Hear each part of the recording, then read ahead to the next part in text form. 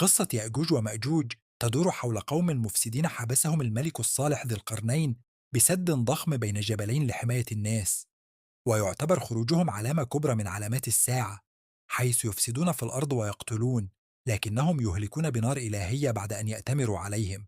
وتصف الأحاديث خروجهم بأعراض الوجوه صغار العيون وانتشارهم من كل مكان، وذكرت قصتهم في القرآن والسنة مع وجود تفسيرات مختلفة لهويتهم عبر التاريخ. من هم يأجوج ومأجوج؟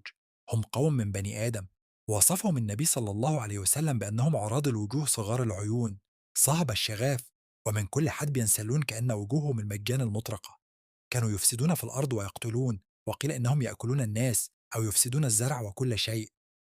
قصة ذي القرنين والسد: استغاث قوم ذي القرنين به من شر يأجوج ومأجوج، فبنى لهم سدا من الحديد والنحاس ليحجزهم عنهم.